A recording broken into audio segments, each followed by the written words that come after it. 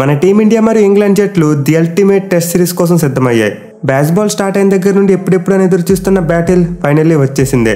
So జనవరి 25వ తేదీ నుండి India మరియు ఇంగ్లాండ్ జట్లు 5 టెస్ట్ మ్యాచ్ల సిరీస్ ఆడబోతున్నాయి. అండ్ ఈ సిరీస్లో భాగంగా ఫస్ట్ టెస్ట్ మ్యాచ్ హైదరాబాద్లోని ఉప్పల్ స్టేడియం అయితే ఆడబోతున్నారు. సో ఈ ఫస్ట్ టెస్ట్ మ్యాచ్కి సంబంధించి అన్ని విషయాలు కూడా ఈ వీడియోలో క్లియర్గా మాట్లాడుకుందాం. సో మీరైతే వీడియోని ఎక్కడ స్కిప్ చేయకుండా చూడండి, చాలా ఇంట్రెస్టింగ్ విషయాలు ఉండబోతున్నాయి. ముందుగా ఈ 2 జట్లలో ఏ టీంకి సిరీస్ చాలా ఇంపార్టెంట్. సో నన్ను అడిగితే ఇంగ్లాండ్ టీంకి సిరీస్ చాలా ఇంపార్టెంట్. ఎందుకంటే ప్రజెంట్ ఒకసారి WTC పాయింట్స్ టేబుల్ చూసుకోండి. మన టీమిండియా 2nd ప్లేస్లో ఉంది, బట్ ఇంగ్లాండ్ టీం 8th ప్లేస్లో ఉంది. సో ఇంగ్లాండ్ టీం తమ WTC ఫైనల్ ఆశలను సజీవంగా ఉంచుకోవాలంటే ఈ సిరీస్లో కనీసం 2-3 మ్యాచ్లైనా గెలవాలి. అలా కాకుండా వాళ్ళు వైట్ వాష్ అయితే ఇంకా WTC ఫైనల్ మర్చిపోవచ్చు. అదర్ అండ్ మన టీమిండియా చూసుకుని సిరీస్ చాలా ఇంపార్టెంట్, ఎందుకంటే మన వాళ్ళు కూడా ఖచ్చితంగా గెలవాలి.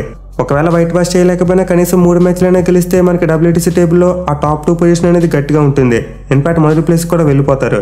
సో 2 టీంలకి సిరీస్లో విక్టరీ అనేది చాలా ఇంపార్టెంట్. బట్ ఒత్తిడి మాత్రం ఇంగ్లాండ్ మీద ఉండబోతుంది, ఎందుకంటే వాళ్ళకి ఇది ఒక అవే సిరీస్. అలాగే లాస్ట్ టైం చూసుకున్న 2021లో వాళ్ళు ఇండియా వచ్చి సిరీస్ ఓడిపోయారు. సో పర్షూర్ 5 టెస్ట్ మ్యాచ్ల సిరీస్లో అయితే మన టీమిండియానే ఫేవరెట్స్గా ఉంటారు. అండ్ మన వాళ్ళకి గెలిచే అవకాశాలు కూడా ఎక్కువగా ఉన్నాయి. ఇన్ఫాక్ట్ కొంతమంది 5-0తో వైట్ వాష్ చేస్తారని చెప్పి ప్రిడిక్ట్ కూడా చేస్తున్నారు. బట్ ఎనివే 2021లో ఆడిన ఇంగ్లాండ్ టీంకు ఇప్పుడు ఆడబోయే ఇంగ్లాండ్ టీంకు చాలా డిఫరెన్స్ ఉంది. అఫ్కోర్స్ ప్లేయర్స్ అయితే చాలా మంది వాళ్ళే ఉన్నారు, బట్ ఈసారి కెప్టెన్ మారాడు అండ్ కోచ్ మారాడు. మోస్ట్ ఇంపార్టెంట్లీ వాళ్ళ గేమ్ అప్రోచ్ చాలా మారిపోయింది. సో బ్యాచ్ బాల్ అనే కాన్సెప్ట్ మొదలుపెట్టిన దగ్గర నుండి ఇంగ్లాండ్ టీం అయితే డిఫరెంట్ లెవెల్లో పెర్ఫామ్ చేస్తుంది. అండ్ దీని గురించి నేను క్లియర్గా వాళ్ళ టీం గురించి చెప్పినప్పుడు చెప్తా. సో ముందైతే 2 జట్ల యొక్క హెడ్ టు హెడ్ స్టాట్స్ చూద్దాం. ఇప్పటివరకు టెస్ట్ ఫార్మాట్లో 2 జట్లు మొత్తం 131 మ్యాచ్లో తలపడ్డాయి. అండ్ ఈ 131 మ్యాచ్ల్లో మన టీమిండియా 31 మ్యాచ్ల్లో మాత్రమే గెలిస్తే ఇంగ్లాండ్ టీం 50 మ్యాచ్లో గెలిచింది. మిగిలిన 50 మ్యాచ్లు డ్రాగా ముగిసాయి. సో ఈ ఓవరాల్ రికార్డ్ అయితే ఖచ్చితంగా ఇంగ్లాండ్ టీం వైపే ఉంది. బట్ ఇండియాలో మ్యాచ్లు అన్నప్పుడు చూసుకుంటే మాత్రం పరిస్థితులు వేరు. ఈ 2 జట్ల మధ్య మొత్తం 64 మ్యాచ్లు జరిగితే మన వాళ్ళు 22 మ్యాచ్లో గెలిచారు. ఇంగ్లాండ్ టీం 14 మ్యాచ్లో మాత్రమే గెలిచింది. మిగిలిన 28 మ్యాచ్లు డ్రాగా ముగిసాయి. సో హోమ్ కండిషన్స్లో అన్నప్పుడైతే మన టీమిండియా ఇంగ్లాండ్ టీంని చాలా డామినేట్ చేసిందే. మెయిన్లీ మన వాళ్ళు సొంత గడ్డపై చివరిగాడిన 16 టెస్ట్ సిరీస్లో కూడా విజయాలు సాధించారు. అదే టెస్ట్ మ్యాచ్ల ప్రకారం చెప్పాలంటే మన వాళ్ళు సొంత గడ్డపై ఆడిన చివరి 46 టెస్ట్ మ్యాచ్ల్లో 3 మాత్రమే ఓడిపోయారు. సో ఈ స్టాట్స్ బట్టి చెప్పొచ్చు సొంత గడ్డ మీద మన టీమిండియా ఎంత బలంగా పెర్ఫామ్ చేస్తుంది అనేది. అయితే ఇంగ్లాండ్ టీంని ఎక్కడ కూడా తక్కువ అంచనా వేయకూడదు.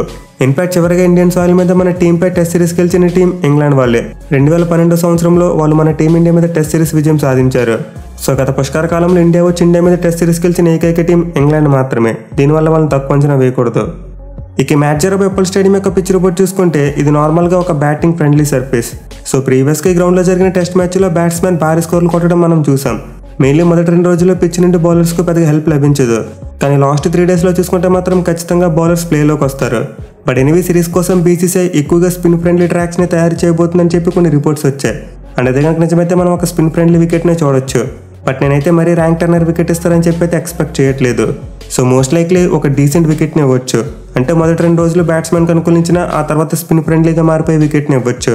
అండ్ నేనైతే ఈ మ్యాచ్ కనీసం 4 రోజులనే జరుగుతుంది అనుకుంటున్నా. ఎనివే ఈ గ్రౌండ్ యొక్క స్టాట్స్ ఒకసారి చూసుకుంటే ఇప్పటివరకు మొత్తం 5 టెస్ట్ మ్యాచ్లు జరిగాయి. అండ్ 5 మ్యాచ్లో ఫస్ట్ బ్యాటింగ్ చేసిన టీం 2 మ్యాచ్లో గెలిస్తే చేస్ చేసిన టీం 2 మ్యాచ్లో గెలిచింది. మిగిలిన 1 మ్యాచ్ డ్రాగా ముగిసింది. ఇక ఈ గ్రౌండ్లో యావరేజ్ స్కోర్స్ విషయానికి వస్తే మొదటి ఇన్నింగ్స్లో 404, 2 ఇన్నింగ్స్లో 377, 3 ఇన్నింగ్స్లో 205 మరియు 4 ఇన్నింగ్స్లో 131 పరుగులుగా ఉంది. సో మనం ముందు చెప్పుకున్నట్టు ఈ పిచ్ మొదటి 2 రోజులు ఎక్కువగా బ్యాటింగ్ అనుకూలిస్తుంది. అందుకే ఫస్ట్ మరియు సెకండ్ ఇన్నింగ్స్లో యావరేజ్ స్కోర్ చాలా ఐడెంటికల్గా కనిపిస్తుంది. సో ఈ విషయాన్ని దృష్టిలో పెట్టుకుంటే ఖచ్చితంగా టాస్ గెలిచిన కెప్టెన్ ముందుగా బ్యాటింగే తీసుకోవచ్చు. ఎందుకంటే ఇండియన్ పిచ్చెస్ మీద 4th ఇన్నింగ్స్లో బ్యాటింగ్ చేయడం చాలా కష్టం. సో మొదటి 2 రోజుల్లోనే బ్యాట్స్మెన్కు కొంతవరకు అడ్వాంటేజ్ ఉంటుంది కాబట్టి టాస్ గెలిచిన కెప్టెన్ మోస్ట్ లైక్లీ ముందుగా బ్యాటింగే తీసుకోవచ్చు. ఇక గ్రౌండ్లో మన టీమిండియా రికార్డ్ చూసుకుంటే అద్భుతం. 5 మ్యాచ్లు ఆడితే ఒక్కడు కూడా ఓడిపోలేదు. 4 గెలిచారు, 1 డ్రా చేసుకున్నారు. మెయిన్లీ గ్రౌండ్లో చివరికి ఆడిన 4 మ్యాచ్లో 4 కూడా మన వాళ్ళే గెలిచారు. బట్ ఈ గ్రౌండ్లో మన వాళ్ళ లాస్ట్ మ్యాచ్ చూసుకుంటే ఎప్పుడు 6 సంవత్సరాల క్రితం వెస్టిండీస్ మీద ఆడారు. అండ్ సర్ప్రైజింగ్గా ఆ మ్యాచ్లో పేస్ బౌలర్స్ పండగ చేసుకున్నారు. అయితే అంతకుముందు జరిగిన 4 మ్యాచ్లో మాత్రం స్పిన్నర్స్ తేవా. కేవలం వెస్టిండీస్తో జరిగిన చివరి మ్యాచ్లో మాత్రమే పిచ్ కొంతవరకు పేస్ బౌలింగ్ అనుకూలించింది. ఎనివే ఈ గ్రౌండ్లో అయితే మన team India for the first time ఇంగ్లాండ్తో టెస్ట్ మ్యాచ్ ఆడబోతుంది. ప్రీవియస్గా ఎప్పుడు కూడా వాళ్ళతో టెస్ట్ మ్యాచ్ ఈ గ్రౌండ్లో అయితే ఆడలేదు. ఇక వెదర్ రిపోర్ట్ చూసుకుంటే ఆల్ క్లియర్. 5 రోజుల్లో కూడా మనం అలాంటి రెయిన్ బ్రేక్స్ లేకుండా మ్యాచ్ని చూడొచ్చు. ఇక మ్యాచ్తో పాటు సిరీస్ మొత్తం మీరు లైవ్లో చూడాలనుకుంటే టీవీలో అయితే స్పోర్ట్స్ 18 ఛానల్లో వస్తుంది. అదే మొబైల్లో చూడాలనుకుంటే జియో సినిమా యాప్లో లైవ్ వస్తుంది. అండ్ టైమింగ్స్ విషయానికి వస్తే ఈ మ్యాచ్ ప్రతిరోజు ఉదయం 9:30 గంటలకు స్టార్ట్ అవుతుంది. ఇక టీమ్స్ విషయానికి వస్తే ఇంగ్లాండ్ టీం అయితే చాలా మంచి ఫామ్లో ఉన్నారు. చివరిగా వాళ్ళు ఆసియా సిరీస్లో ఫస్ట్ 2 మ్యాచ్లు ఓడిపోయినప్పటికీ ఆ తర్వాత అద్భుతమైన కంబ్యాక్ ఇచ్చి సిరీస్ని డ్రా చేసుకున్నారు. అండ్ ఆల్సో ముందు చెప్పుకున్నట్టు ఆ టీం యొక్క కోచ్ మరియు కెప్టెన్ మారిపోయారు. సో బెన్ స్టోక్స్ కెప్టెన్ మరియు బ్రెండన్ మెక్లమ్ కోచ్ అయిన తర్వాత ఆ టీం పెర్ఫార్మెన్స్ నెక్స్ట్ లెవెల్కి వెళ్ళిపోయింది. వాళ్ళు చివరిగా వీళ్ళ కాంబినేషన్ ఆడిన 18 మ్యాచ్లో 13 గెలిచారు. సో బ్యాచ్ బాల్ అయితే టెస్ట్ క్రికెట్లో ఒక సరికొత్త చాప్టర్ను ఓపెన్ చేసింది. ప్రీవియస్గా చూసుకుంటే టెస్ట్ ఫార్మాట్లో ఎవరో ఒకరిద్దరు బ్యాట్స్మెన్ మాత్రమే వేగంగా ఆడేవాళ్ళు ఉండేవారు. బట్ ఇప్పుడు చూసుకుంటే మాత్రం ఇంగ్లాండ్ టీంలో ప్రతి బ్యాట్స్మెన్ కూడా వేగంగా ఆడుతున్నాడు. ఇన్ఫాక్ట్ నేనైతే ఆల్రెడీ బ్యాచ్ బాల్ కాన్సెప్ట్ మీద క్లియర్గా ఒక వీడియో కూడా చేశా. అండ్ ఆ వీడియోలో బ్యాచ్ బాల్ అంటే ఏంటి, అందులో ఏ ప్రిన్సిపల్స్ ఉంటాయి, ఎలాంటి గేమ్ అప్రోచ్ ఉంటుంది, అండ్ బ్యాచ్ బాల్ స్టార్ట్ చేసిన తర్వాత ఇంగ్లాండ్ టీం యొక్క పెర్ఫార్మెన్స్ ఎలా మారిపోయింది, సో ఇలాంటి ఇంట్రెస్టింగ్ విషయాలన్నీ స్టాట్స్తో సహా వీడియోలో క్లియర్గా చెప్పాను. ఒకవేళ మీరు ఆ వీడియో కనుక మిస్ అయితే లింక్ డిస్క్రిప్షన్లో ఇస్తే ఖచ్చితంగా ఒకసారి చూడండి. సో ప్రజెంట్ అయితే ఇంగ్లాండ్ టీం టెస్ట్ ఫార్మాట్ను వన్డే ఫార్మాట్లో ఆడుతున్నారు. వాళ్ళు చివరి ఆడిన 18 మ్యాచ్ల టీం యొక్క రన్ రేట్ చూసుకుంటే 4.8గా ఉంది. అంటే ఓవర్కి ఆల్మోస్ట్ 5 పరుగులు చెప్పును కొడుతున్నారు. సో ప్రజెంట్ ఆ టీంలో ఫలానా బ్యాట్స్మెన్ స్లోగా ఆడతాడు, ఫలానా బ్యాట్స్మెన్ అగ్రెసివ్గా ఆడతాడని చెప్పడానికి లేదు. అందరిది కూడా ఒకటే అప్రోచ్. మెయిన్లీ వాళ్ళ టాప్ ఆర్డర్ చూసుకుంటే నెక్స్ట్ లెవెల్ బ్యాటింగ్ చేస్తున్నారు. Last time Zak Crawley, Ben Duckett మరియు ఆలీ పాప్ లాంటి ప్లేయర్స్ మన ఇండియాకి వచ్చినప్పుడు ఆచితూచి ఆడారు. కానీ గత సంవత్సరాల కాలంలో చూసుకుంటే వాళ్ళ బ్యాటింగ్లో చాలా డిఫరెన్స్ వచ్చింది. ఇక వాళ్ళకి మిడిల్ ఆర్డర్లో టన్నుల కొద్ది ఎక్స్పీరియన్స్ ఉంది. జో రూట్తో పాటు బెన్ స్టోక్స్ మరియు జానీ బెయిర్స్టో, వీళ్ళ ముగ్గురు కూడా ఆ టీంకు పిల్లర్స్ లాంటి వాళ్ళు. అయితే బౌలింగ్ విషయానికి వస్తే ఇంగ్లాండ్ టీం అంత స్ట్రాంగ్గా కనిపించట్లేదు. అఫ్కోర్స్ పేస్ బౌలింగ్ ఎప్పుడు కూడా వాళ్ళు స్ట్రాంగ్గానే ఉంటుంది. జేమ్స్ ఆండర్సన్, మార్క్ వుడ్ మరియు ఆలీ రాబిన్సన్ లాంటి ప్లేయర్స్ ఉన్నారు. బట్ స్పిన్ బౌలింగ్ విషయానికి వస్తే ఎక్స్పీరియన్స్ ఉన్న స్పిన్నర్ ఒకే ఒకడున్నాడు, అండ్ ఒకడు జాక్ లీచ్. సో చివరిగా వాళ్ళు ఇండియాకి వచ్చినప్పుడు అయితే మొయిన్ అలీ లాంటి ప్లేయర్ ఉన్నాడు. బట్ ఈసారి అలాంటి ప్లేయర్ లేడు. మెయిన్లీ వాళ్ళ స్క్వాడ్లో 4 స్పిన్నర్స్ ఉన్నా కానీ 2 ఇంకా డెబ్యూనే చేయలేదు. ఈవెన్ యంగ్స్టర్ అయిన రెహాన్ అహ్మద్ తీసుకున్న కేవలం ఒక టెస్ట్ మ్యాచ్ మాత్రమే ఆడాడు. సో పర్సర్ ఇంగ్లాండ్ బౌలింగ్ అయితే మన టీమిండియా బౌలింగ్ అంత స్ట్రాంగ్గా లేదు. బట్ బ్యాటింగ్ విషయంలో చూసుకుంటే మాత్రం ఇంగ్లాండ్ వాళ్ళు మన టీమిండియా కంటే కొంతవరకు మెరుగ్గానే కనిపిస్తున్నారు. మెయిన్లీ మనకి విరాట్ కోహ్లీ లాంటి ప్లేయర్ లేడు కాబట్టి ఖచ్చితంగా ఇప్పుడు ఇంగ్లాండ్ బ్యాటింగ్కే కొంతవరకు ఎడ్జ్ కనిపిస్తుంది.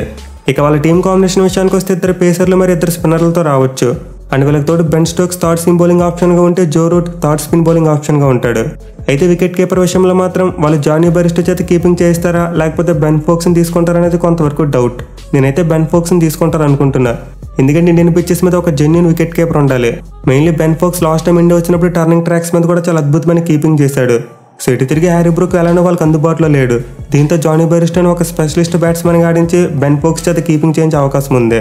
లేదు బెన్ ఫోక్స్ మాకొద్దు, బెయిర్స్టో చేత వికెట్ కీపింగ్ చేయించాలనుకుంటే మాత్రం అప్పుడు వాళ్ళు డాన్ లారెన్స్ లాంటి ప్లేయర్ని తీసుకోవచ్చు.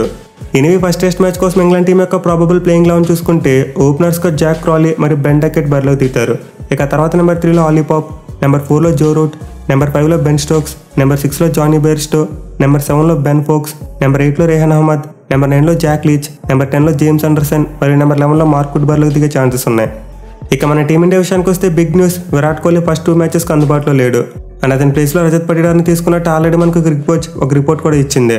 బట్ ఇనో విరాట్ కోహ్లీ లేకపోయినప్పటికీ అతనికి రీప్లేస్మెంట్గా వచ్చే ప్లేయర్ ప్లేయింగ్ లెవెల్లో ఉండే అవకాశం లేదు. ఎందుకంటే మన వాళ్ళు ఆల్రెడీ క్లియర్గా ఒక ఇండికేషన్ ఇచ్చారు. అదేంటంటే కేఎల్ రాహుల్ కీపర్గా ఆడట్లేదని చెప్పి. అండ్ దానికి obvious reason KL Rahul test ఫార్మాట్లో ఫుల్ టైం వికెట్ కీపర్ కాదు. మెయిన్లీ ఇండియన్ సాయిల్ మీద మన స్పిన్నర్స్కి వికెట్ కీపింగ్ చేయడం అంటే అస్సలు మామూలు విషయం కాదు. చాలా టాలెంట్తో పాటు స్కిల్ సెట్ ఉండాలి. సో మన వాళ్ళైతే ఖచ్చితంగా ఒక స్పెషలిస్ట్ వికెట్ కీపర్ని ఆడిస్తారు. అండ్ అది మోస్ట్ లైక్లీ కేఎస్ భరత్ అవుతాడు. పైగా అతను డిఆర్ఎస్ విషయంలో క్యాప్టెన్కు చాలా హెల్ప్ చేస్తున్నాడు. So most likely Virat Kohli ప్లేస్లో శ్రేయస్ అయ్యర్ ఆడతాడు. అంటే నెంబర్ 4లో శ్రేయస్ అయ్యర్ బ్యాటింగ్ చేస్తాడు. అండ్ కేఎల్ రాహుల్ చూసుకుంటే యాజ్ ఏ స్పెషలిస్ట్ బ్యాట్స్మెన్గా నెంబర్ 5లో బ్యాటింగ్ చేస్తాడు. సో విరాట్ కోహ్లీ లేకపోవడం వల్ల ఇప్పుడు ప్లేయింగ్ లెవెల్లో బోత్ అయ్యర్ మరియు కేఎల్ రాహుల్ ఇద్దరికి కూడా అవకాశం దక్కబోతుంది. అదే కోహ్లీ ఉండుంటే వీళ్ళిద్దరిలో ఒకరికి మాత్రమే ఛాన్స్ వచ్చేది. సో ఈ ఫస్ట్ 2 టెస్ట్ మ్యాచెస్లో ఎవరైతే బాగా రాణిస్తారో వాళ్ళనే నెక్స్ట్ 3 మ్యాచెస్లో కూడా కంటిన్యూ చేస్తారు. ఈవెన్ వీళ్ళిద్దరికే కాదు, మొదటి 2 మ్యాచ్లు శుభ్మన్ గిల్ కూడా ఒక పెద్ద టెస్టే. అతను నెంబర్ 3లో ఆడడం మొదలుపెట్టిన దగ్గర నుండి సరిగ్గా పెర్ఫామ్ చేయట్లేదు. సో గిల్గానికి ఫస్ట్ 2 మ్యాచెస్లో సరిగ్గా రాణించలేకపోతే అతని ప్లేస్కి కూడా ప్రమాదం వాటిల్లే ఛాన్స్ ఉంటుంది. ఎనివే ఎవరు ఏ ప్లేస్లో ఆడినప్పటికీ విరాట్ కోహ్లీ లేకపోవడం మన టీమిండియాకు చాలా పెద్ద దెబ్బే. ఎందుకంటే అతనికి ఇంగ్లాండ్ టీం మీద చాలా మంచి రికార్డు ఉంది. మెయిన్లీ విరాట్ కోహ్లీ లేకపోవడం వల్ల ఇప్పుడు మన మిడిల్ ఆర్డర్ కొంతవరకు షేకీగా కనిపిస్తుంది. ఇన్ఫాక్ట్ ఎక్స్పీరియన్స్ వైజ్ మాట్లాడుకుంటే ఒక రోహిత్ శర్మ మరియు కేఎల్ రాహుల్కి మాత్రమే కాస్త ఎక్కువ ఎక్స్పీరియన్స్ ఉంది. మిగతా అందరు బ్యాట్స్మెన్ చాలా వరకు యంగ్స్టర్సే, ఇంక్లూడింగ్ వికెట్ కీపర్ కూడా. సో మన టీం అయితే మరోసారి మన స్పిన్ ఆల్రౌండర్ మీద గట్టిగా డిపెండ్ కాబోతున్నారు. జడేజా, అక్షర్ పటేల్ మరియు అశ్విన్ వీళ్ళ ముగ్గురు బాల్తోనే కాదు బ్యాట్తో రాణించాల్సిన అవసరం కూడా చాలా ఎక్కువగా ఉంది. సో డెఫినెట్లీ మన టీమిండియా అయితే 3 స్పిన్నర్స్తో వెళ్తారు. ఎందుకంటే వీళ్ళ ముగ్గురు ఆడితే మనకు నెంబర్ 9 వరకు బ్యాటింగ్ డెప్త్ ఉంటుంది. అండ్ 2 పేస్ బౌలర్స్గా బుమ్రా మరియు సిరాజ్ ఉంటారు. ఒకవేళ మన వాళ్ళు 3వ సీమ్ బౌలర్ ఆడించాలనుకున్న టీంలో ఆల్రౌండర్ లేడు. షార్దుల్ ఠాకూర్ని పిక్ చేయలేదు. ఆడిస్తే జెన్యూన్ పేస్ బౌలర్ని ఆడించాలి. అండ్ అలా చేస్తే మన బ్యాటింగ్ డెప్త్ తగ్గుతుంది. సో మన బ్యాటింగ్ లైనప్లో కొంతవరకు ఇన్ఎక్స్పీరియన్స్ కనిపిస్తుంది కాబట్టి మన వాళ్ళు ఖచ్చితంగా 3 ఆల్రౌండర్స్తో వెళ్ళాలి. ఎనివే ఫస్ట్ టెస్ట్ మ్యాచ్ కోసం మన టీమిండియా ప్రాబబుల్ ప్లేయింగ్ లెవెన్ కూడా ఒకసారి చూసుకుంటే ఓపెనర్స్గా రోహిత్ శర్మ మరియు యశస్వి జైస్వాల్ బరిలో దిగుతారు. ఇక తర్వాత నెంబర్ 3లో శుభ్మన్ గిల్, నెంబర్ 4లో శ్రేయస్ అయ్యర్, నెంబర్ 5లో కేఎల్ రాహుల్, నెంబర్ 6లో రవీంద్ర జడేజా, నెంబర్ 7లో కేఎస్ భరత్, నెంబర్ 8లో అక్షర్ పటేల్, నెంబర్ 9లో అశ్విన్, నెంబర్ 10లో జస్ప్రీత్ బుమ్రా మరియు నెంబర్ 11లో మహమ్మద్ సిరాజ్ బరిలోకి దిగే ఛాన్సెస్ ఉన్నాయి. సో ఆన్ ది పేపర్ ఇంగ్లాండ్తో కంపేర్ చేసుకుంటే మన టీమిండియాలో ఎక్కువ బ్యాలెన్స్ కనిపిస్తుంది. మెయిన్లీ మనకున్న ముగ్గురు స్పిన్ బౌలింగ్ ఆల్రౌండర్స్ చాలా డిఫరెన్స్ క్రియేట్ చేస్తారు. సో మనకి కావాలనుకుంటే నెంబర్ 6లో అక్షర్ పటేల్ లాంటి ప్లేయర్ని కూడా ఆడించుకోగలిగే ఫెసిలిటీ ఉంది. ఎందుకంటే ఇండియన్స్ వాళ్ళ మీద అక్షర్ పటేల్కి విత్ ద బాలే కాకుండా విత్ ద బ్యాట్ కూడా అద్భుతమైన రికార్డు ఉంది. అలాగే అశ్విన్ చూసుకున్న with the bat last time England మీద ఒక సెంచరీ కూడా కొట్టాడు. ఇక జడేజా గురించి ప్రత్యేకంగా చెప్పనవసరం ఏమీ లేదు, అతను number 1 spin bowling allrounder. So England టీంకి మన టీంకి ఉన్న మేజర్ డిఫరెన్స్ మన స్పిన్ బౌలింగ్ ఆల్రౌండర్సే. అండ్ ఈ సిరీస్లో మెయిన్ బ్యాటిల్ చూసుకున్న ఇంగ్లాండ్ బ్యాచ్ బాల్ అప్రోచ్కు మరియు మన స్పిన్నర్స్కు మధ్య ఉంటుంది. అండ్ ఈ బ్యాటిల్ ఎవరు గెలిస్తే వాళ్ళదే సిరీస్. సో చూడాలి మరి బ్యాచ్ బాల్ గెలుస్తుందా లేకపోతే మన స్పిన్ బాల్ గెలుస్తుందా అనేది.